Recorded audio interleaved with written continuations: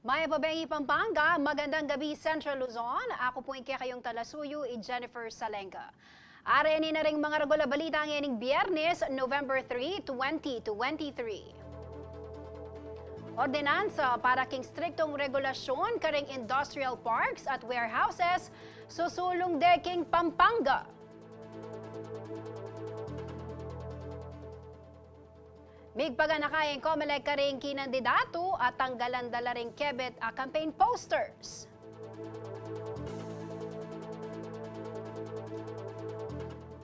Newly elected barangay at SK officials king San Fernando, mika orientation la tungkol king assumption of office. Fishing tycoon na Francisco Chu Laurel Jr. menumpa na ang timong pamuntok nining Department of Agriculture. At Governor Delta, Soriana la ring Delta Cup player sa atin potensyal miyabe, king Pampanga Giant Lanterns.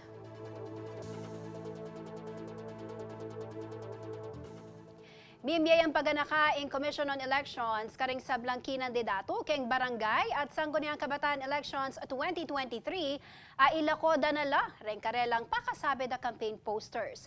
Kailangan mo naman kanong mag-submit statement of contributions and expenditures bayo mapupus ing bulan na ning Nobyembre.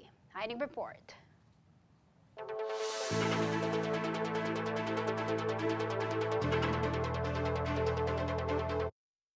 Apataldo kaya rin naning barangay at sangguniang kabataan elections king mabilog gabagsa atin pamuring campaign posters na ring kandidato ding makapaskil karing miyaliwang lugal keti Pampanga. Inyapin i Robert Torres nakanualo kong sumabi uling lupang akalimonda na kanu ring kinandidato king karelang lugar natanggalan deni. Utos na rin ko milakola, dapat milakola. Kasi bangan tatin tamong di ka disiplina. King tutukin tatagal tamo, balo da din tao tama siya sa buntok. O nanti kanyan ating pamapilan. Sana pamaglakoda nala, baka nito, balo da din tawe tama siya sa buntok.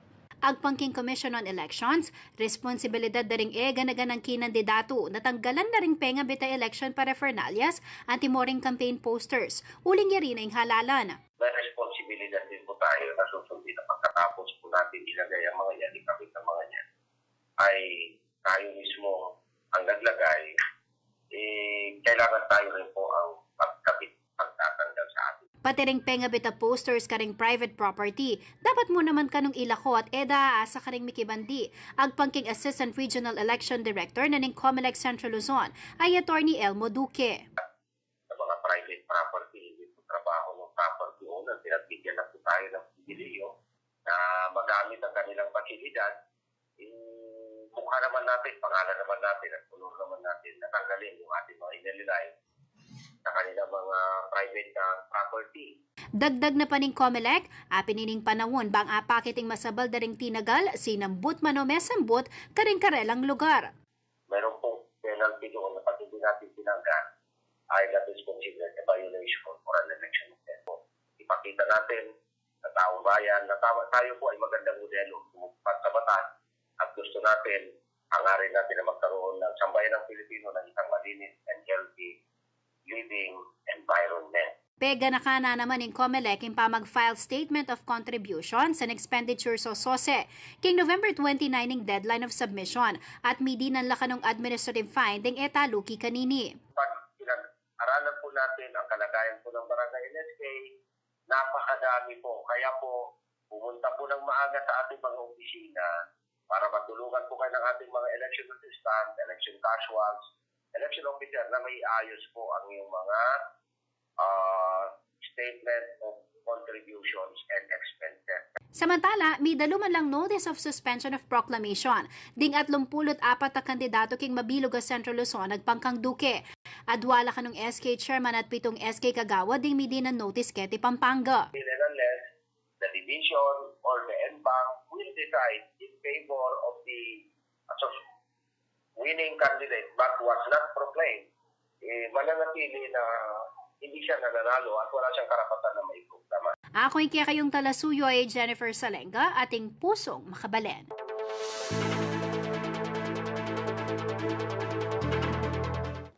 Mika orientation la kaugnening assumption of office ding newly elected barangay at SK officials keng siyudad San Fernando. At kaugnay na po niyan, akayabe tayo po Sir Jason Veran, ang City Local Government Operations Officer ng DILG City of San Fernando, Pampanga. Sir Jason, maya pa oras po kaya kayo. Welcome po kaya katamang programa.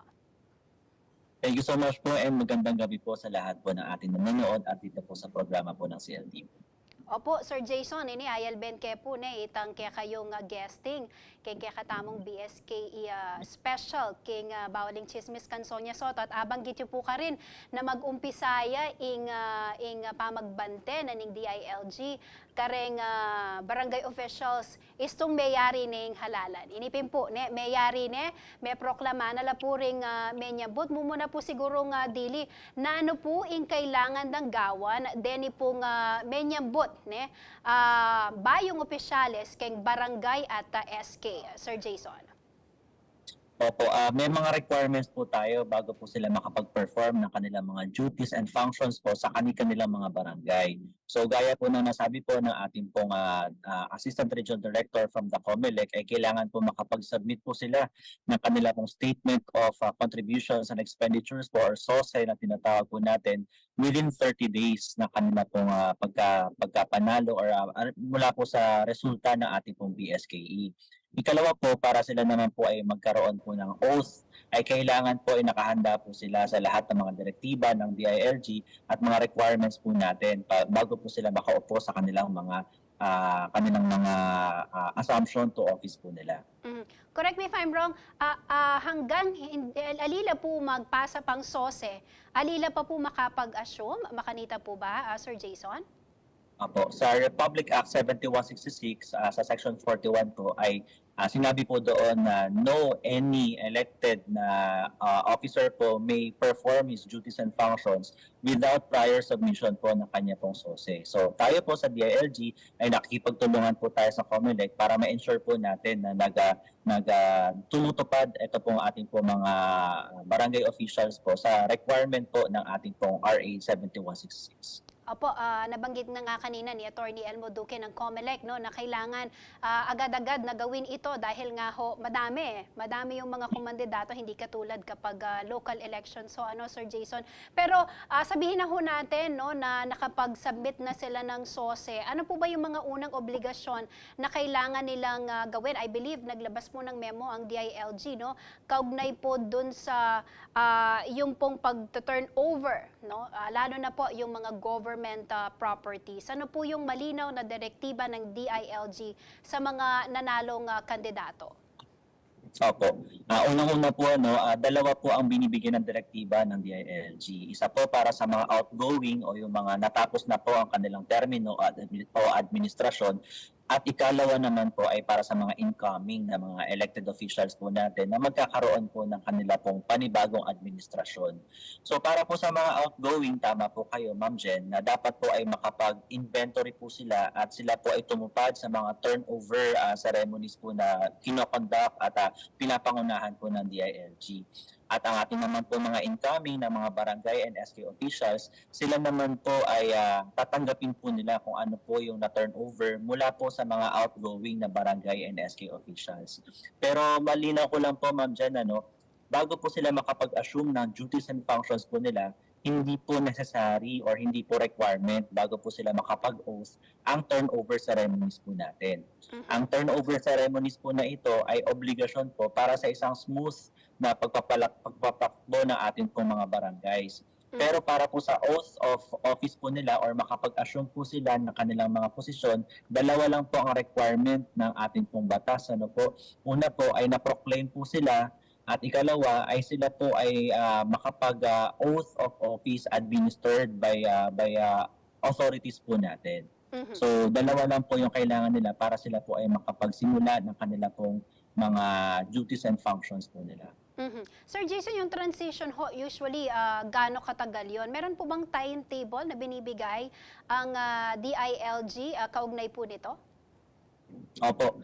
Unique po itong BSKE 2023 po natin dahil alam po natin na yung pinakahuling Republic Act para po sa postponement ng 2022 elections ay dineclare po ng Supreme Court na unconstitutional.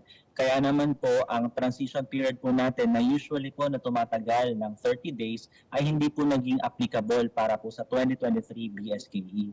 So kung lilinawin po natin, naglabas po ng October 31, 2023 ang DILG ng Memorandum Circular para po sa 3-week transition period. So nagsimula po ito ng October 31 para po sa mga incoming na barangay and SK officials. Binigyan lamang po tayo ng 3 linggo para po makapag-transition po tayo at patuloy po ang pagsiservisyo ng ating po mga barangay. Alright. Ito po siguro para sa mga bagong halal, yung mga bago din sa posisyon, pinasok ito pong pamumuno sa barangay. Ano po ba yung mga kailangan nilang gawin, Sir Jason? Halimbawa, kakailanganin ho nila ng tulong ng DILG. Handa po bang inyong opisina para at least magabayan po sila doon sa transition period na kakailanganin? Opo, lagi po nakanunguna ang DILG po pagdating po sa ganitong mga panahon. Gaya po nang nabanggit po ninyo, Ma'am Jen, after elections po, DILG na po ang magtatrabaho. Kaya po kami sa DILG ay magkakonduct po kami ng mga orientation para sa ating po mga newly elected barangay and SK officials. Kailangan po na mag-attend ang ating po mga newly elected para malaman po nila kung ano po yung mga specifics na mga dapat po nilang gawin at mga timeline po of activities na kanila pong i-undergo hanggang sa sila po ay makapag-oath of office. So, lagi naman po nakaantabay ang DILG, hindi lang po ang City of San Fernando, kundi ang kanilang mga DILG officers sa iba't ibang mga lalawigan at mga lungsod at munisipyo dito po sa Central Luzon. At for City of San Fernando, kailan ho nakaschedule yung orientation na gagawin, Pero ito ho hindi lang ho sa San Fernando, tama ho ba? Sa buong bansa, gagawin ho ito talaga ng DILG. Normal na aktibidad ng DILG sa tuwing may matatapos po yung halalan. Tama ho ba, Sir Jason?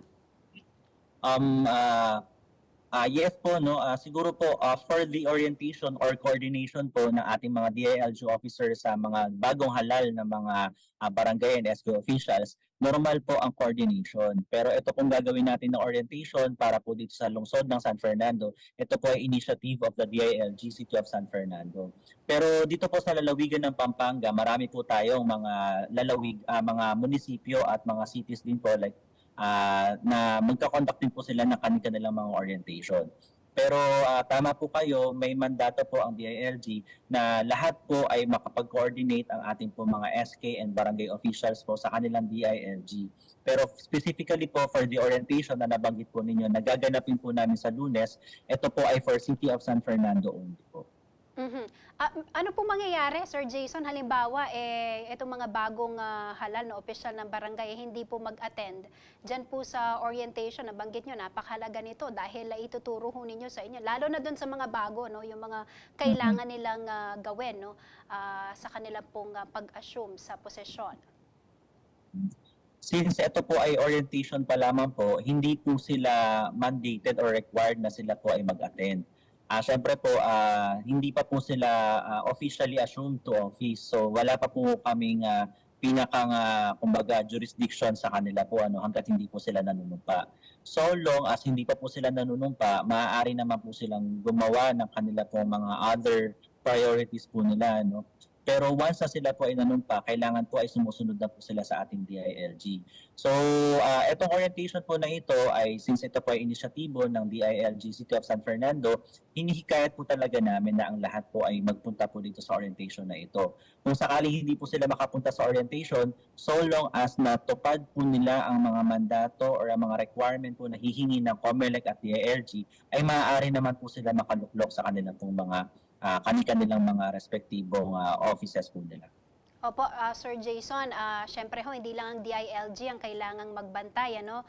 Dito po sa mga bagong halal na opisyal ho natin. Ano ho kaya ang maaring gawin, partisipasyon, no, ng mamamayan? Kasi sila yung bumoto sa mga leaders, no, na pinili nila. Ano naman ho ang maaring gawin ng taong bayan, no?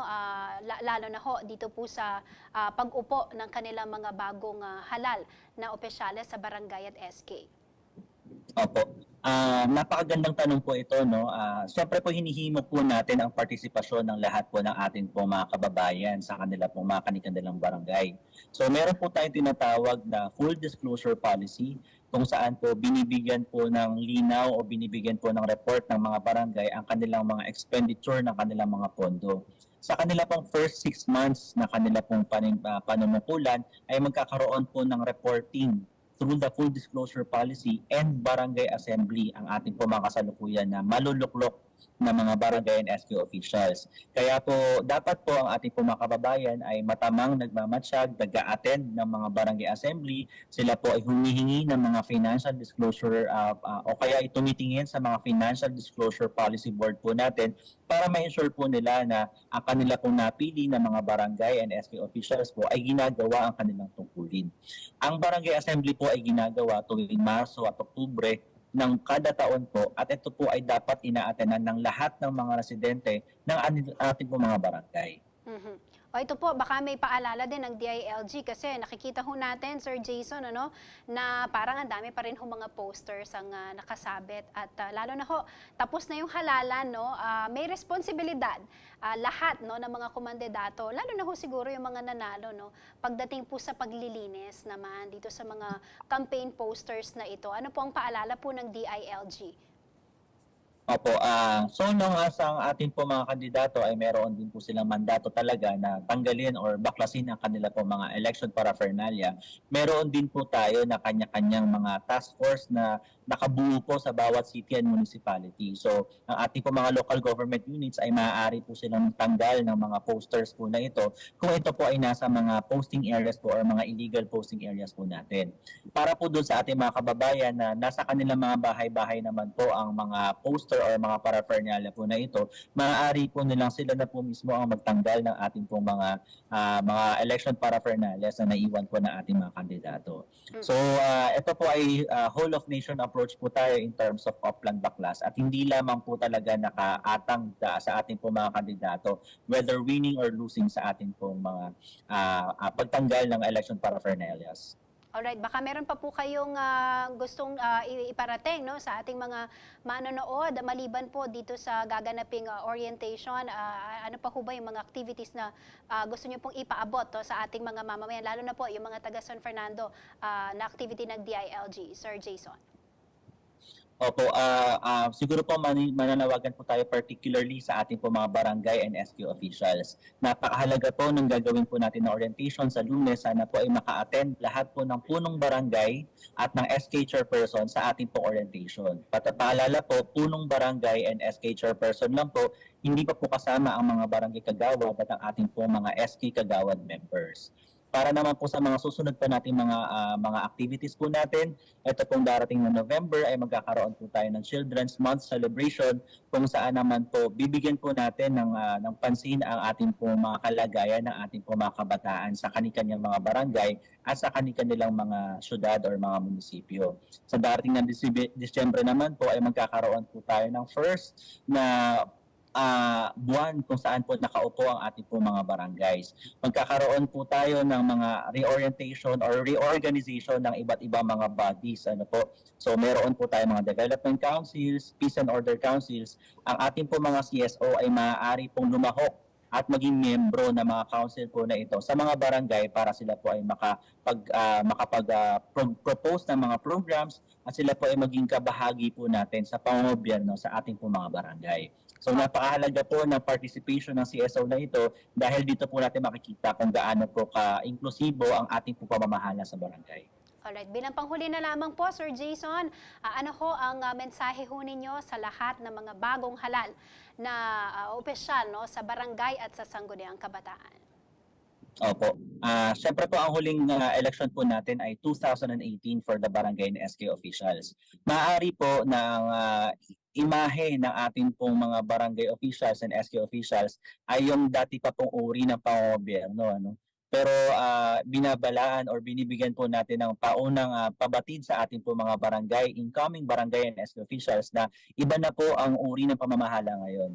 Napakarami po nilang magiging trabaho pag sila po ay naging participative na po sa ating mga DILG directives and mandates po natin. Kaya po dapat kayo po ay handa na umabsent, kayo po ay handa na masakripisyo ang inyong mga personal na mga activities po dahil po ang pamumugobyerno po or ang pamumuno sa ating bayan ay wala pong pinipiling oras at pagkakataon. Kaya sana po sa ating mga newly elected barangay and SK officials, dapat po ready po tayo sa lahat po ng mga ipapagawa ng gobyerno at pangangailangan ng ating po mga barangay. Opo, Sir Jason, may pahabol pa na isang tanong. Yung po ba yung mga natalong kandidato ho ba, maaari po bang i-appoint na staff ng barangay, halimbawa barangay secretary? Pwede ho ba yun under the law? Yes po, pwede po silang ma-appoint kaagad. Wala pong hindi po applicable ang 1-year prohibition po sa ating mga natalo na kandidato sa barangay and SK elections. So kung sila po ay nakapag-oath na ang mga bagong barangay officials, sa City of San Fernando po ay November 20 ang oath taking na ating mga barangay and SK officials. November 21, maaari na po sila mag-appoint ng mga losing barangay candidates bilang maging parte ng kanilang mga barangay. Alright, maraming salamat po sa inyong panahon at sa oras na binigay niyo sa ating programa, Sir Jason. Mag-ingat po kayo. God bless you, sir. Thank you po at magandang gabi po. Yan, kabala ni Sir Jason Viran, iya po yung City Local Government Operations Officer ng DILG City of San Fernando, Pampanga. Eko po mama ko, magbalik pa ing balen at balita.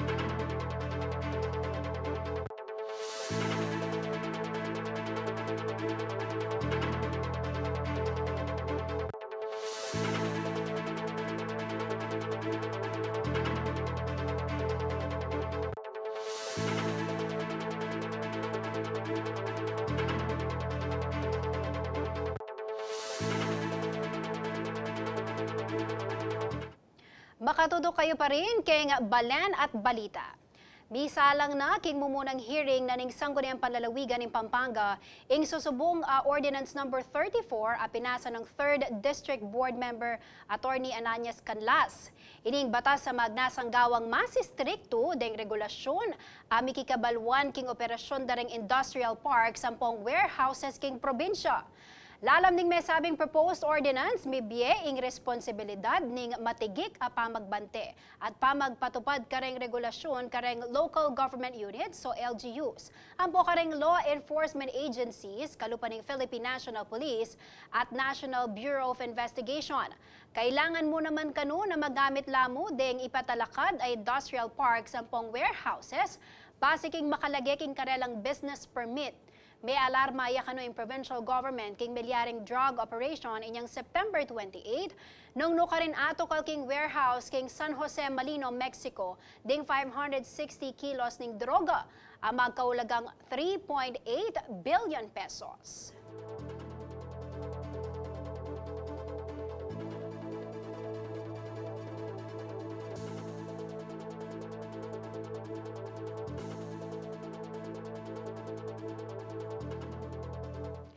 Kaya rin na ning meto nga banwa at ining Secretary ing Department of Agriculture. Menong panin na ding abaking fishing tycoon ay Francisco Chu Laurel Jr. ang timong pamuntok na ning DA. Metong nga kareng campaign donors ng Presidente Ferdinand Marcos Jr. i Laurel anyang 2022 presidential elections. Ay report.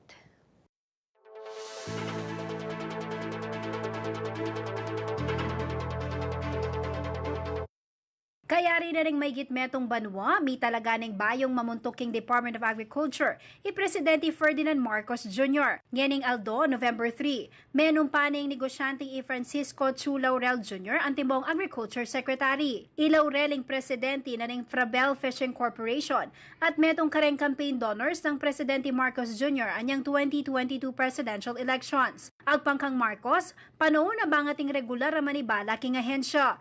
Maniwalay Marcos na agampanan na kanong Laureling kayang katungkulan, lalo patatin niyang kebalwan king agrikultura. The reason for the timing is that now we are confident, Secretary Kiko and I are confident that we have a fair understanding, a good understanding of what it is that needs to be done. What are the problems? Presidente Marcos yang tinalakada sekretary na ning DA malibatin niyang milukluk yaking pwesto at imong presidente ning bangsa. Panuwala na kanu atin niyang mabayat na problema yung ahensya na yung presidente mo yung makaresolbo. Post-moral suasion of a president was necessary for us to be able to figure out, and it really was. Agriculture is a much more complicated thing than most people understand. But we have come to that point where we have a very good idea of where the problems lie, and what we need to do to solve those problems. Ngayon may pasa na yung responsibilidad kang Laurel. Sisiguradwa na naabalaos na lang yung programang inumpisa na ng presidente at may nga akong magobrayang masalese bang may kamasaganang ani, modernisasyon king agri-sector at minono la sitwasyon ding Hortelano. Malapit sa puso ko ang mga kapatid nating magsasaka at mangingisda dahil personal kong natunghayan ang mga hirap at pangarap nila. Asahan po ninyong laging bukas ang aking tanggapan para sa inyong lahat. Makasadyaya naman kanong makiramdam ka ring saingsing daring Hortelano. Inyawad na mo rin ang bayong opisyal ng suporta daring Hortelano. Ban may paltutuing plano ng apasanting ang agrikultura king bangsa. Inutos na naman ng presidente kang Laurel at tutukan ang pamagpababaking presyo daring agri-products. Trying grain control of the prices of all the agricultural commodities that are going up. At tinatamaan tayo ng, yun na pag-usapan ko, climate change. Alam nyo na lahat yung swine flu, alam nyo na lahat yung avian flu na tumatama sa atin. Kaya yan, ang una natin in the immediate term, hindi lang short term, kundi in the immediate term, kailangan natin makakontrol at tignan kung paano natin gagawin. At the same time, kasabay nito is the longer term, yung production at saka cost of production, mechanization, lahat ng mga bagay na yan. Ako yung kayong talasuyo ay Jennifer Salenga, ating pusong makabalen.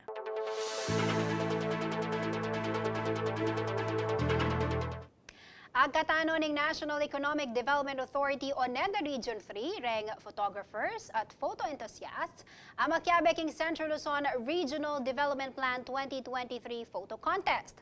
Parte niya kanuitin ng Central Luzon Creative Outputs ang mikitemang socio-economic transformation for a prosperous, inclusive, and resilient Central Luzon. Makabuklat yung mesabing photo contest karing sablang Pilipino, edad 15 years old patas. Ating nga duwang kategorya ing ligligan dareng litrato, ing 15 to 24 years old category at ing 25 years old and above. Ang pagkingneda Region 3 dapat mekwala reng litrato manibad September 12 hanggang November 15, 2023 kareng 7 probinsya na ning rehiyon. Malyari po nga mag-submit entry hanggang 5 p.m. na ning November 15. Para kareng aliwapang detalye tungkol king Central Luzon Regional Development Plan 2023 Photo Contest, malyari kong munta king Facebook page na ning NEDA Regional Office 3.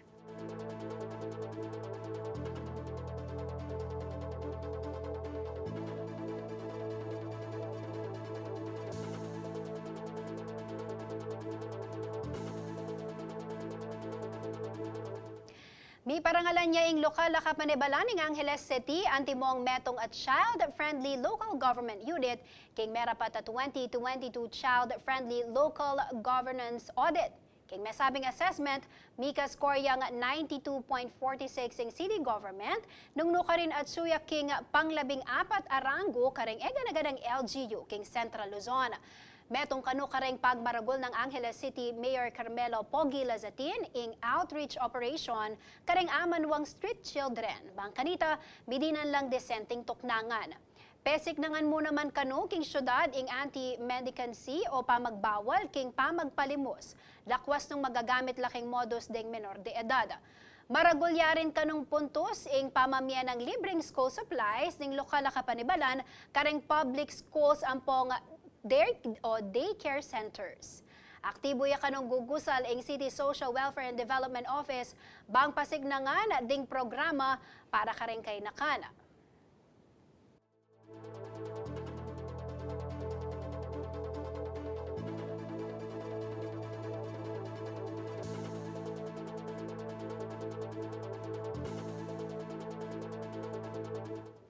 At abayanan king pa magbalik na ning balen at balita. Governor Delta, Soriana la ring Delta Cup player sa ating potensyal miyabe, king Pampanga Giant Lanterns. At may kiyabe laking first Luzon Art Fair ding alos 4 aralang artists, iba't king 37 probinsya.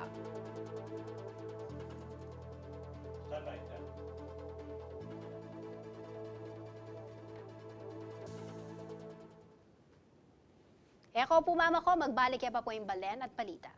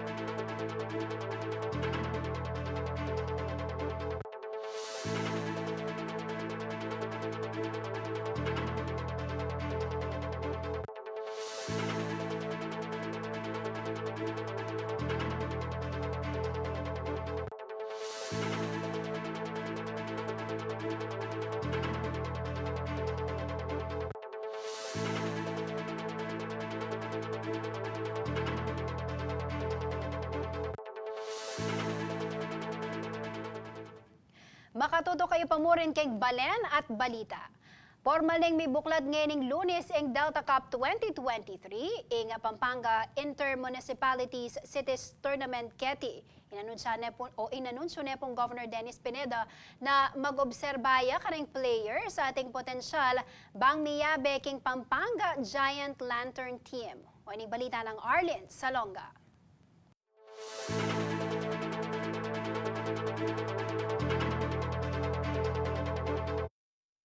At duwang pulot metong nga team di magpasik laban galingan kim pa mag-basketball king Delta Cup 2023 ang migumpisa ng yening Lunes, November 3. Mera pating opening ceremony king Brent Zigiao Convention Center king Ciudad San Fernando at tegunan din players at coaches iba't king 11 mabalen at adwang syudad na nim Pampanga.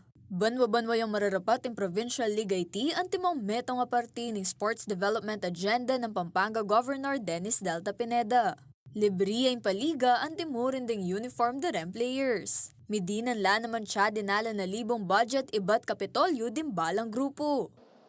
This tournament is a testament of the dedication and commitment of the Honorable Governor Dennis G. Pineda to advancing youth development and fostering homegrown talents through sports as reflected in his 12-point agenda. We all see the burning passion of all and dedication of the governor to cultivate the potential of young Kapampangans, especially in the field of sports, which teaches our youth about hard work, determination, resilience, and sportsmanship. Inanunsyo ng Governor Pineda obserban dalang masalesed ang players sa ating disiplina, magaling mamyalo ng pong ating potensyal. Bang miyabe king Pampanga Giant Lanterns, ing pambato ng probinsya king Maharlika Pilipinas Basketball League o MPBL. Retang ating pang chance or bisang sumigido keng basketball, this is the time na makwa kayo, lumaway kami kareng players sa kwanan na ning Pampanga, imburimi, madimatan mo rin po kay katamuang Kapampangan. Yan nga manuang ko.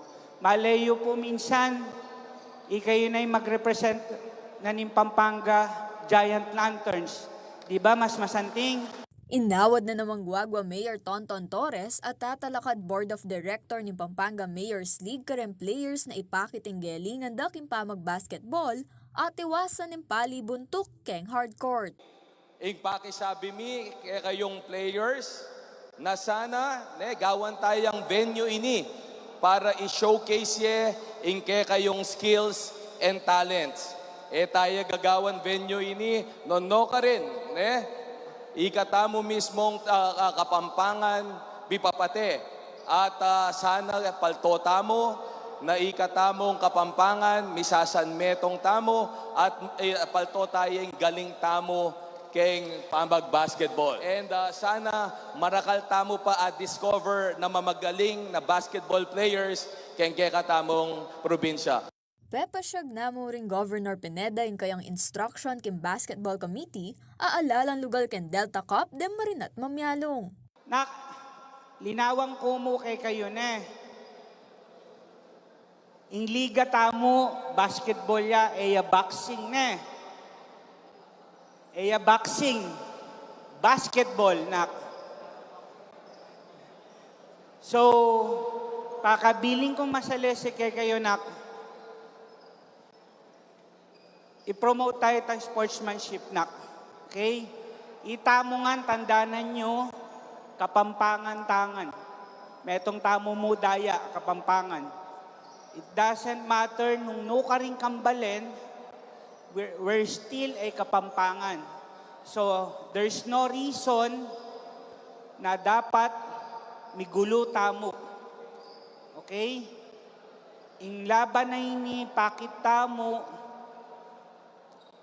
na kung gaano kagaling na rin players na ning kay kayong balen. Once na dinog pa yung gamat yun na, close fees, karing kayabe yung players, definitely ma-out na kayo kayong liga. Apat na team yung manikwang cash prize kin Delta Cup. Tanggap yung 100,000 pesos yung third runner-up, 150,000 pesos yung second runner-up, 200,000 pesos yung first runner-up, at 300,000 pesos naman yung akwanan ning mag-champion.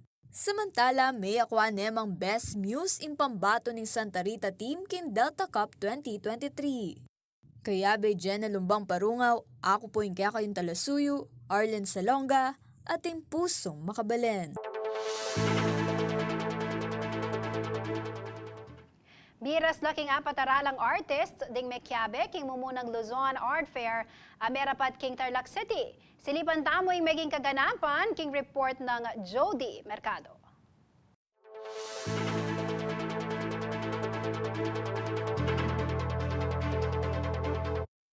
Merapan sa Kimbulwagang Kanlahi, King Tarlac City, imumunang Luzon Art Fair anyang milaba sa October 28 ampong 29. Inorganisa ni nining Provincial Government ng Tarlac, kayan tabi ang National Commission for Culture and the Arts, ampon miyayaliwa pang ahensya, organisasyon, curators, ampong galleries. Miras sa keng 500 art pieces, iba't karing alos pataralan na artist, dahil mi-display king exhibit. Kaya biano Kenny reng painting, sculptures at photograph. Miras no man kanuking libo katawo reng tinagon king art exhibit. Unang-una nakakamangha.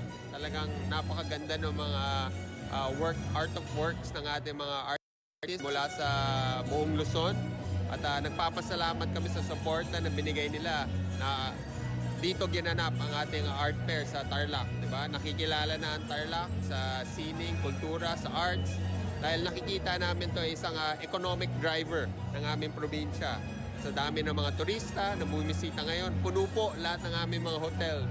So, napakaganda. Yes, Tarlac kasi doesn't have the natural beaches or mountains, no? So one way of really getting the people to come here and converge sa Tarlac are events like this. The arts, sports. So come and visit Tarlac. There's much happening. Tinagon niya mo rin king okasyon di Senator Cynthia Villar, Congressman Tof de Venecia, Congresswoman Geraldine Roman, National Museum Director General Jeremy Burns, at aliwa pang distinguished guests. Ako po'y Jody Dizon Mercado, ating pusong makabalen.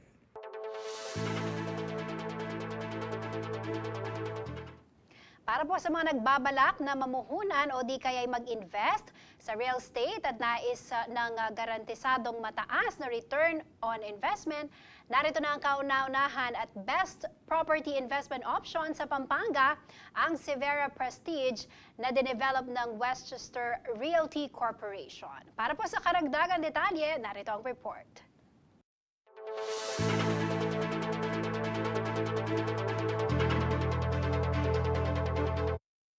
Real estate investment na may mataas na return sa loob ng 2 taon o sa mas maikling panahon. Ito ang pangako ng Westchester Realty Corporation o WRC, ang developer ng fully developed premier subdivision na Severa Prestige. Naglunsad kamakailan ang nasabing developer ng pamamaraan upang higit pang mabigyan ng pagkakataon ng mga lot buyers nito sa prestihiyosong subdivision development nito sa Mabalacat, Pampanga na gawing ganap na investment ang kanilang planong pagbili ng lupa. Sa mga nagbabalak magtayo ng sariling bahay at lupa, maaari rin gawin nilang maging isang ganap na investment. At sa mga nagnanais o kasalukuyang nasa negosyo na build and sell, ang investment offering na ito ay namumukod-tangi. Sa ilalim ng investment offering, maaaring pumili ang buyers investors ng available na lote na may minimum na sukat na 110 square meters at magtayo ng residential property na nakabase sa nais nilang disenyo at nakasunod sa guidelines at approval ng WRC.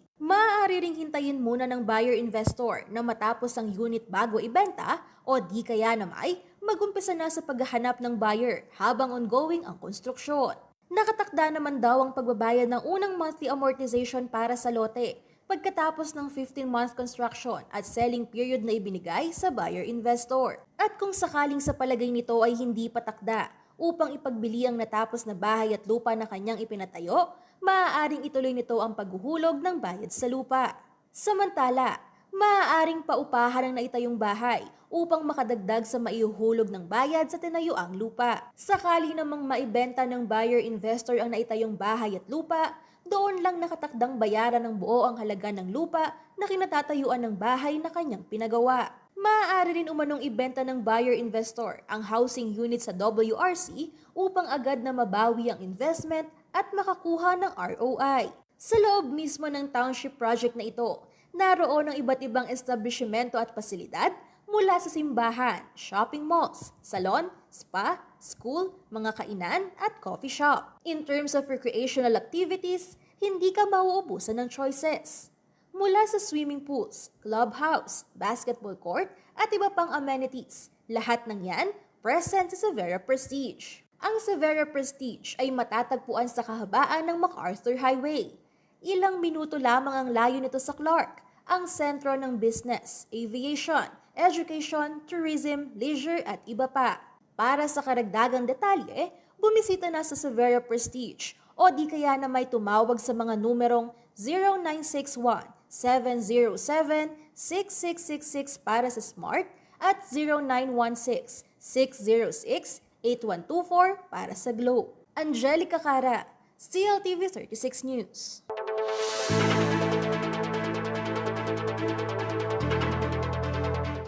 Eko mama ko, magbalik ya pa po ing balen at balita.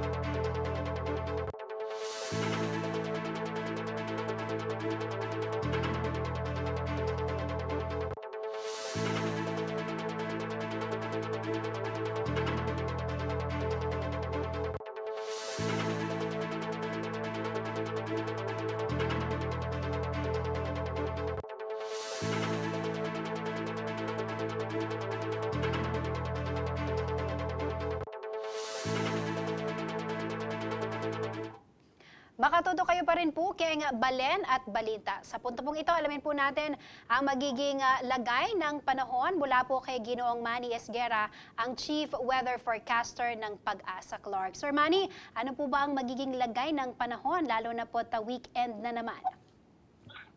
Okay po. Magiging kaaya-aya po ang panahon natin, especially po dito sa may parte ng Central Luzon, maliban po dyan sa may eastern section ng Central Luzon, dahil naapektuhan po ito ng shear line. Ang shear line po ngayon ay makaka-apekto dito sa may northern at eastern section lamang ng northern Luzon. So kaya po ang Ilocos Norte, Apayao, Batanes, Cagayan at Isabela, maula po ang papawirin dyan na may mga kalat-kalat na mga pagulan at pagkulog-pagkidlat. Dulot nga po ng shear line. Ang shear line po ay ito po yung pagkasalubong ng hanging malamig at hanging mainit, at ito pong boundary nila o yung kanilang yung line ng pagkatagpo ay doon po nagkakaroon ng nabubuong mga kaulapan na siya nagbibigay po ng mga pagulan at pagkulog-pagkidlat. Samantala po ang Metro Manila at nalalabing bahagi pa ng bansa, kasama na po dito ang Pampanga, ay magiging bahagya lamang hanggang sa kuminsan ay magiging maulap din po ang papawirin sa bandang hapon o gabi, at posible lamang po itong makaranas sa mga pulo-pulong mga pagulan at pagkulog-pagkidlat.